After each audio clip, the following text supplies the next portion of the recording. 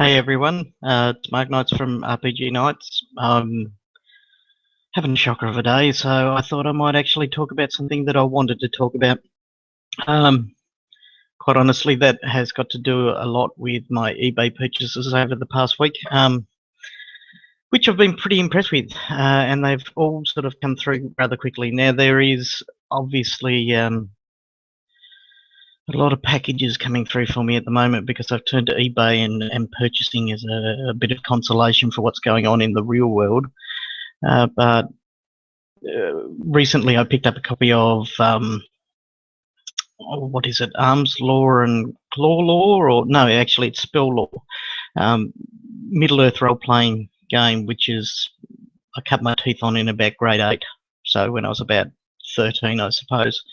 I quite enjoyed that, but wanted to take the characters further, and you needed Spell Law, Arms Law, and Claw Law, or Claw Arms Law, something or other. And there was a character in Campaign Law or something like that, which I've noticed about as well. Um, Spell Law came up recently, and a friend of mine also had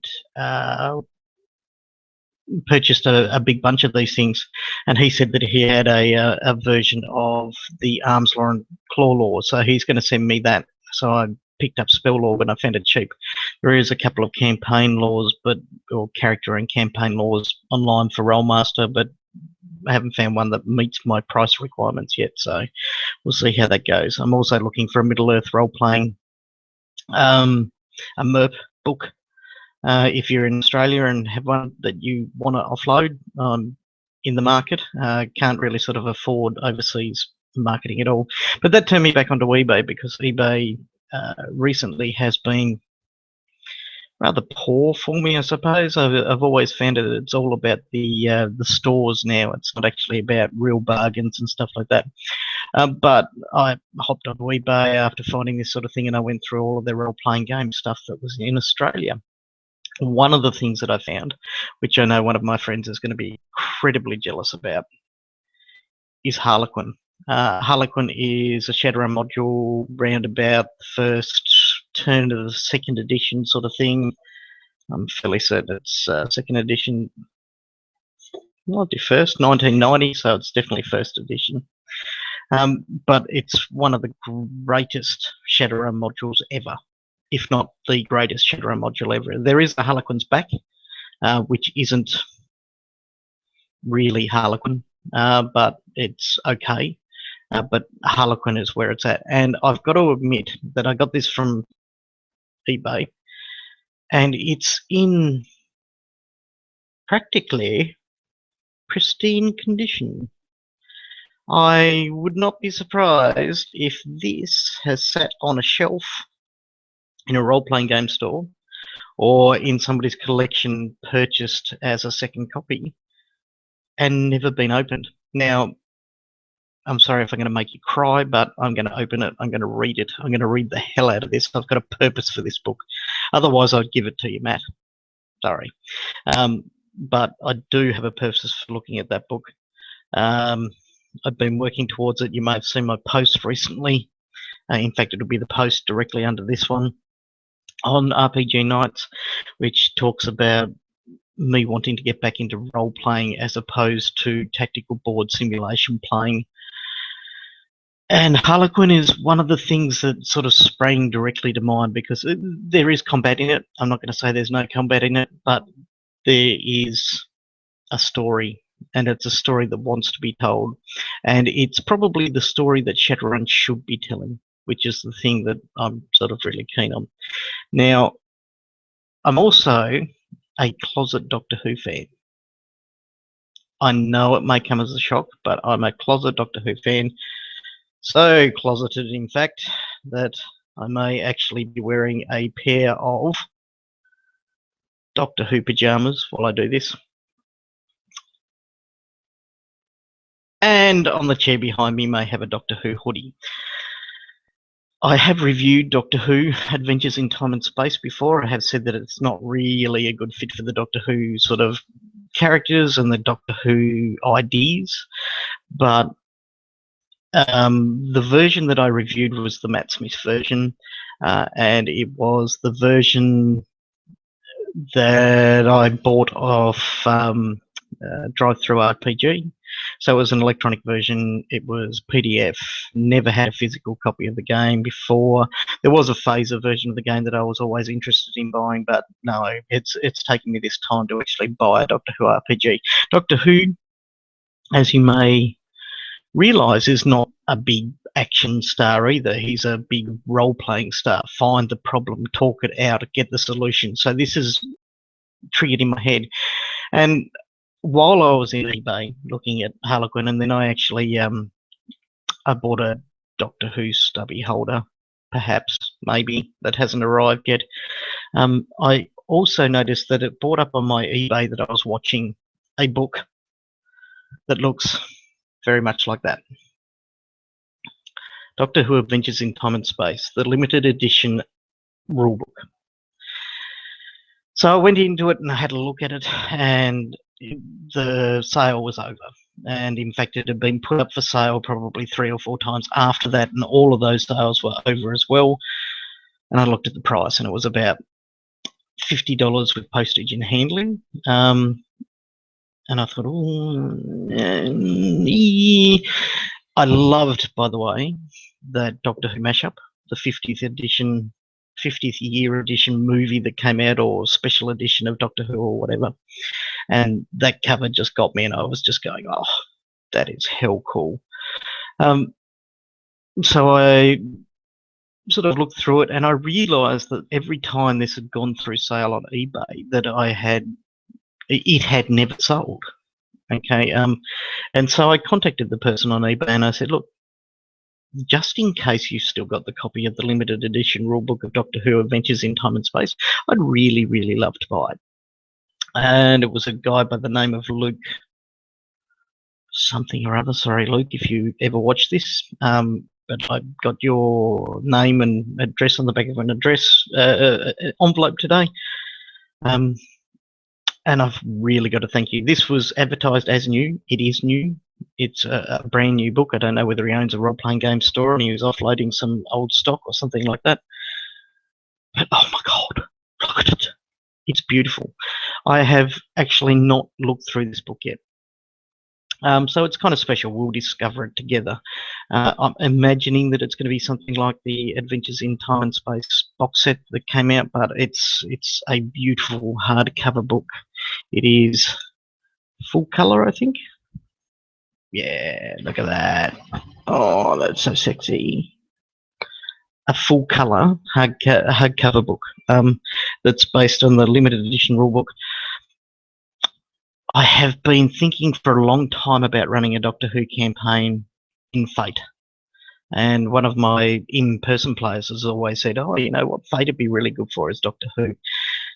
I might go that one step further, and I may actually run a game of Doctor Who in Doctor Who Adventures in Time and Space and see, literally, if playing it, the system feels jarring or not. And if it does, I might move to Fate. If it doesn't, well then, look, it's so sexy.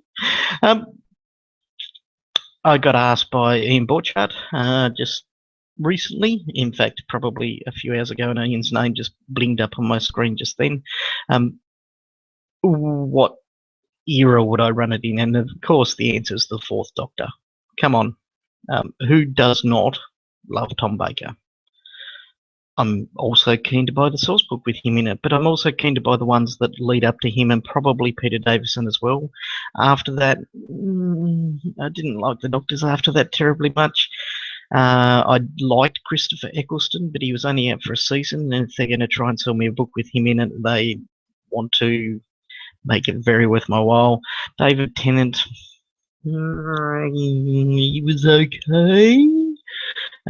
Sorry, girls, but I found that mainly the girls liked him because he looked good, but the stories weren't all that great. Matt Smith I loved, and he was really good, and I'm really enjoying the new Doctor. Wish I remembered his name, but the new Doctor is really quite special as well. And I've got to say that I'm really disappointed that we didn't see more as John Hurt as the Doctor. Perhaps there's a throwback that they can go to later on. Who knows? So let's have a look at this. I'm going to do this to the side so that I can see this as possible, and I do apologise for glare and stuff. The light in here, it's quite, well, it's night time here. It is 9:30 PM, so I've got to have these lights on. Sorry, or otherwise we won't see me at all. I won't see anything. Oh, look, it's Matt Smith. I miss him. Okay, we'll go through. There it is, the first Doctor and the second Doctor and John Hurt and Matt Smith. That's a great picture. TARDIS. This is such a beautiful book. I've got to say that since probably Peter Davison, not that I watched many of the others after, I've not really liked the layout of the TARDIS. It's too open space industrial for me. I don't mind the recent Doctors. His is very steampunk, and he is the steampunk Doctor, as far as I'm concerned.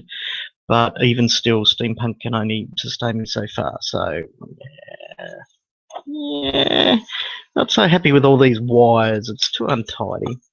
But then again, that might represent his mind. So we've got the Daleks in there. A bit disappointed with what they did with the Daleks over time. Is that Gallifrey? Quite possibly could be. Matt Smith, lots of Matt Smith. There's going to be a lot of Matt Smith in here. When this occurred, Matt Smith was the Doctor, so I'm okay with that. But we go through here. They sort of talk a bit about it. They go through the early stuff, a bit of the history, the Oods, who I liked. They were a good race. Look at that.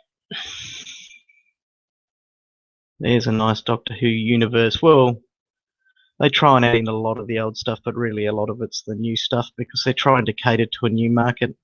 We can see there's a whole heap of stuff in here. Is there a picture of Sarah Jane on there? There better be. There she is. There's Sarah Jane, old and new. Eric, not Eric. Eric, was it? Billy Piper. Billy Piper's a favourite of mine, but it's not because of Doctor Who. Okay, so I might just flick through a few of these. River Song. Don't know about you. River Song never really did it for me. The Major, however, he was pretty cool. Gotta say, I don't like the Torchwood spin-off. A lot of people do. I've probably just earned a bunch of haters, but there you go. I didn't like the Torchwood episodes. It started off okay, but it just went pear-shaped, completely pear-shaped. Jack Harkness was pretty cool, but that's a big but. Didn't like it overly much. Okay, so we move through. They've got a whole heap of just, proprietary images in here. This just brings us all about. There's Doctor Who, John Hurt. If it wasn't for Tom Baker, that might be my favourite Doctor Who. He really did a good job in the movie or the special. Okay. And it's not just because he once had a chest burster leap out of his chest. Jack Harkness, there we go. River Song again. They love pushing the River Song link. They've just got, oh, look at that. 3 Doctors all in one. Matt Smith, David Tennant, John Hurt. Just absolutely fantastic. And this also, on the other page, Doctor Who in a complete arena of Daleks. Okay, standing there talking to them, going, hey, here I am. I'm the Doctor. Let them go. I'm right in the middle of you. This is what you've always wanted. And see, this is the thing about Doctor Who. It's always a talk out. It's always, let's see what I can do. I'm going to move forward, and this is the way things are going to be. And cool stuff like that face, that skin, the last human. When he said, oh, you're going to go meet the last human, and then she turns out to be a bunch of skin stretched out in a frame, was quite good. Brilliant, in fact.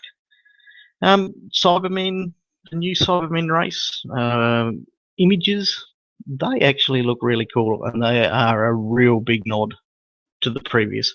I didn't like the new Daleks with their colours and stuff like that. The Weeping Angels, of course, everybody's going to love them. K9. K9. I've got a friend who has a remote control K9. I am going to have to beat him over the head. He also has the same pajamas as me. I got a photo today saying, "Hey, look at this guy's pajamas," and I went, "Yeah."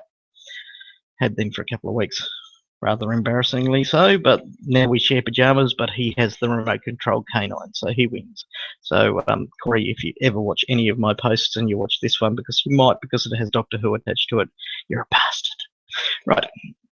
The Impossible Girl, Clara. I actually like her over Amy Pond, which is a surprise because Amy Pond's a redhead, and everybody who's close to me knows that I'm rather partial to redheads, and I was quite fond of Amy Pond while she was in there, but Clara has really sort of opened my eyes and surprised me because she stayed on. I had heard quite clearly that Clara was going to leave at the end of last season, and so it's really cool that she didn't. Looking forward to the next season. Pardon me. Okay, but Amy Pond was very full of character.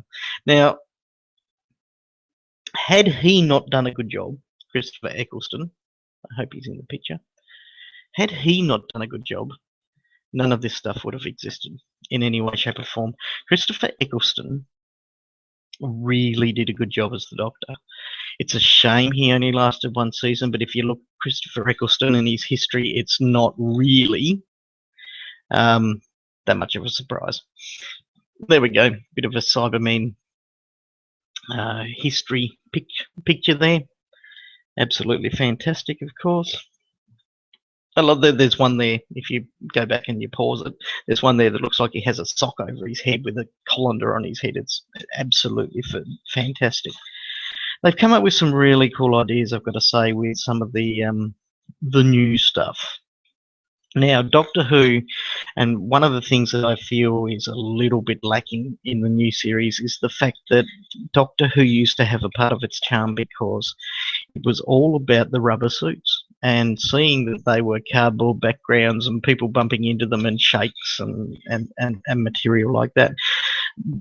These seasons of Doctor Who are all fancy and new, and they miss the point a lot of the time. A lot of the time they don't, though. A lot of the time they do go to that idea. If you look at, I was watching an episode on TV recently, and it was a new creature, and I don't know the name of them, which really, really frustrates me. I want to say Slytherin, but that's very Harry Potter of me. Let's see if we can, Sontaran? No, Sontaran's the big-headed dude. So let me just see if I can find one of them. There's got to be a monster manual chip somewhere. So they're Weeping Angels, they'll be in it. 174. Yes, Sontarans are definitely. Those Silurians, no. Slitheen. Okay, there's the Slitheen. Now, the Slitheen, I was watching an episode recently where she was unzipping the human skin, and out pops this gigantic computer-generated / model alien. That was a real nod to, 1970s, early 80s Doctor Who. That was a real nod to the budgets that they used to have. They don't necessarily always do that in every Doctor Who, and in fact they get a bit carried away with some of the budgets they have, because Doctor Who's a big deal. Like, I mean, for Christ's sake, it's big in America now, which means I might actually get some views on this blog. But it's not just UK and Australia, and so that is a big thing, and so they're making some money from it. And some of that money goes into the special effects, obviously, and some of them have been sort of rather extravagant special effects extravaganzas, while others are nods to the history. And I've got to say, the guy that does the Doctor Who stuff, and I can't remember his name, I'm not that much of a Doctor Who nerd to get terribly upset by the way things run and stuff like that, but there's a guy that does a lot of the writing for the new Doctor Who episodes and stuff like that, and he gets slammed a lot. And I feel like, hey, Doctor Who's back in my life. Thank you very much. Okay, that's all I've got to say. Whether he's a huge extravaganza with lots and lots of dollars behind him, or whether he's rubber suits and cardboard cutout sets and really, really dodgy writing at times and stuff like that, it is Doctor Who, and I'm really, really proud to be a part of that. I really don't get why people get terribly hung up on that sort of stuff, and I don't think that true fans do. I think here come the haters again.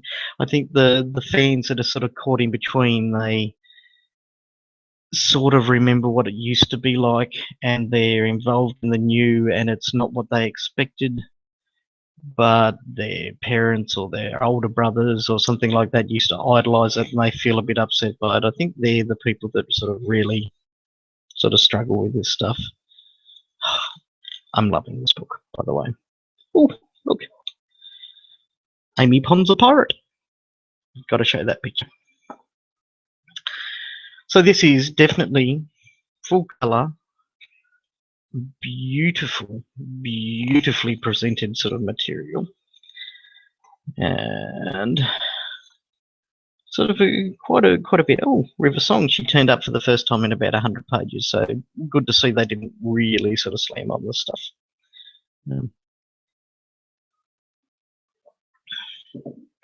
Oh, I've got a viewer. Hello, viewer.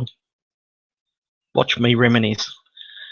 Oh, hang on. Here comes River Song, locked in the hard sort of set sort of stuff. Oh, look, there's the nod to the one movie Doctor Who, Paul McGann, who did a good job with the crap story. Pretty much a really low budget film trying to get it into the American market. Oh. Hello, Doctor Who. There is, of course, one missing, and it will be the new Doctor, unfortunately. But I'm sure there's a version of Doctor Who Adventures in Time and Space coming out for him shortly. Or if it's not out already, which would be kind of cool. But there you go. He was briefly shown in the 50th anniversary edition of the movie at the end when the doctors came together to free or imprison Gallifrey. I can't remember. Imprison it or send it back to where it came from or something similar. The one thing that really sort of makes Doctor Who come to life for me is just the history of it all. I'm not the person that has all of the Doctor Who novels on my bookshelf. I'm not the person that has sort of like all the Doctor Who memorabilia. I've got a Doctor Who hoodie. I have some Doctor Who pajamas, as I showed you earlier. I have Doctor Who, what's it called? What's that game with the dice? Yahtzee. I have Doctor Who Yahtzee, which is kind of cool to play, but it really doesn't feel terribly Doctor Who apart from you roll them out of the TARDIS. Speaking of TARDISes, there's the stats, just in case you know about the game or something. There are the stats. That's pretty cool. Time and relative dimensions in space. It goes through a whole heap of the history in this sort of stuff. It tries to cover as much as it can. This book is a wonderful, wonderful thing. Until we reach the Daleks, and what's the picture they give me? They give me the coloured Daleks. Come on. That really did make me go a huge roll of the eyes, and then suddenly the Daleks have emotion as well, and I know you had to do something with the Daleks, but did you have to do that to them? They had some fantastic sort of creatures like the Silence and various materials like that, and the Ice Warriors, which I thought, there are the Ice Warriors there. They really brought them to life again really, really well, I felt, from what they were, which was a horrid, horrid rubber suit. In the original Doctor Who shows, but really cool. They've got the Master in here, and I'm really, really pleased to see they have the sort of master that I remember in there, along with the master that did a really, really good job. He's in a lot of things. I can't tell you what they are, but he's in a lot of things, and I was really impressed with sort of the role he played. And I'm also really impressed with oh, the Master's 17th incarnation, apparently, is him. Well, there you go. Everybody was saying, oh, well, there's only 12 or 13 incarnations of the Doctor, and there's the 17th incarnation of the Master, so who knows? But I'm really impressed that they went the female version with the Master. Mistress, sorry, spoilers. Go back, rewind, pretend you didn't hear it. I'm really sort of impressed that they did that. How would I feel about a female Doctor Who? I welcome it. Bring it on. I really don't see the problem with some of that sort of stuff. The silence. Beautiful. Silurians, nice. Great touch to the past. Now, this is one thing, okay? Silurians, and they sort of go over the page, if I can manage it with my fat fingers, and then over the page, there they are. They're fantastic. And there's the Slovene.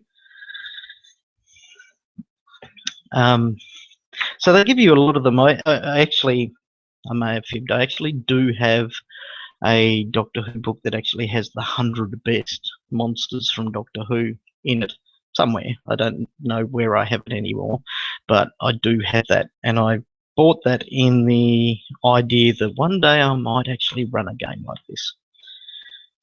So we'll flip through. There's a lot on the Sontarans. There's probably a lot on the Weeping Angels, because if you haven't guessed yet, I think the Weeping Angels are probably the most successful of the new creatures that they've created. They've tried a few, but I think it's the Weeping Angels that are just completely creepy.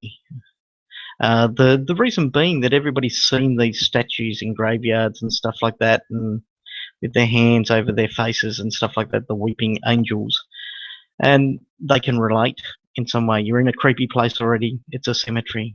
You've got these weeping statues, or people that are grieving the death of a loved one. But don't you ever take your eyes off them. Don't you ever. So they sort of run through a few different things. So they give you some of the creatures, some of the most popular creatures, and then they go through and they talk about their powers and give you the ability to create new ones, which is really cool, because I do know that there's no real monster manual or anything like that, which is great because it's all about role playing, and that's what you'll find out when you actually read this book. They've got some fantastic things in here. He was the Doctor that happened after Peter Davison that I didn't mind, but it was dying off.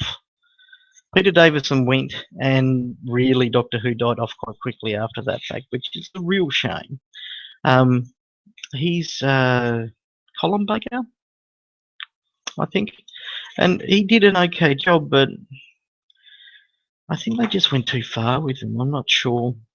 Well, they've got a picture of Davros in here. You'll have to buy that to have a look at that. I love Davros. Davros is probably the penultimate character. Oh, and look, this guy gets in everything. It's Willow.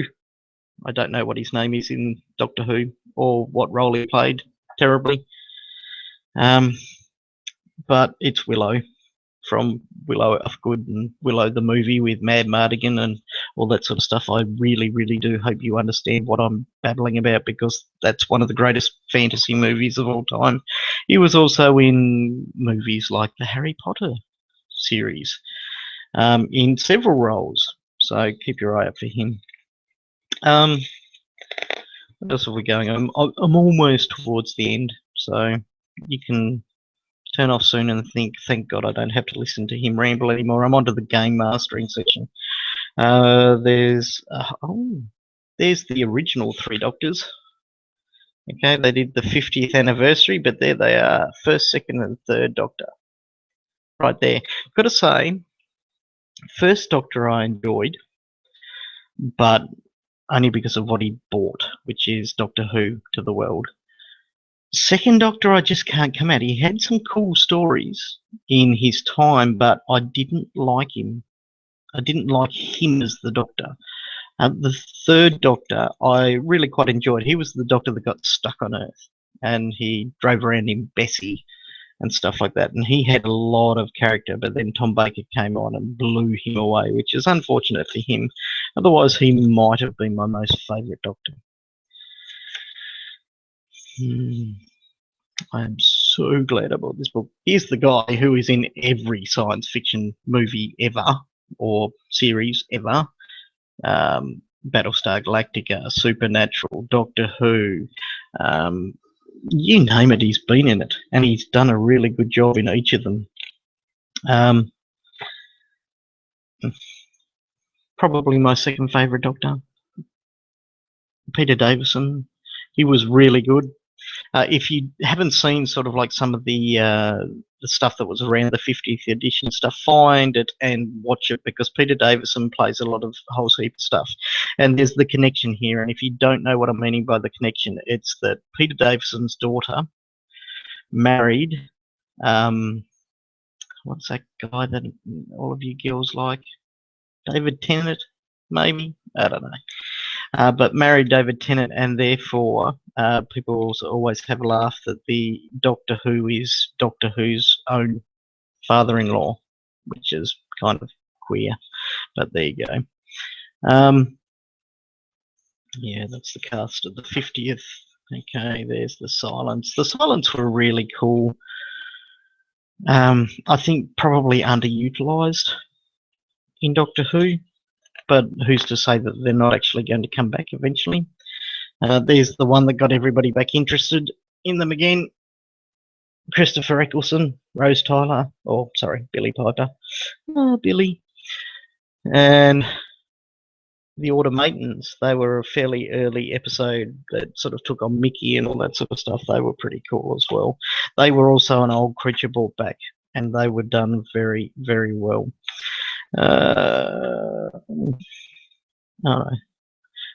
Okay, there's Mickey himself. There's the Impossible Girl. There's the original Doctor. Oh, are they going to go through? They are too. Excellent. So I better not deprive you of this. The original Doctor, playing Doctor Who. Fantastic stuff. Okay, so when we turn the page, we notice that we have,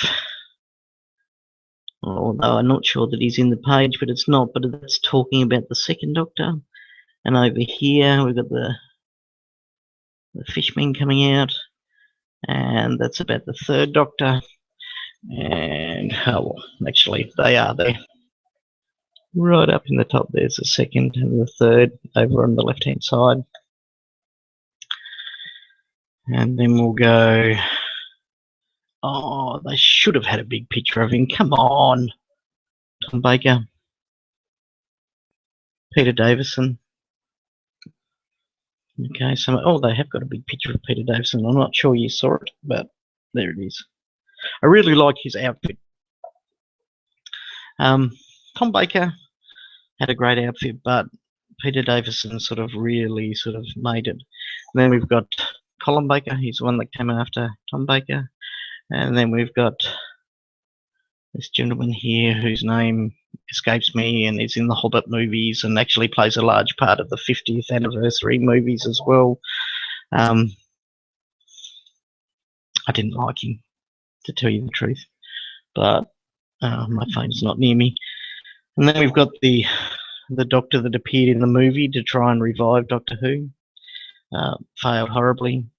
Christopher Eccleston, top right. He might be down in that picture too, I'm not sure.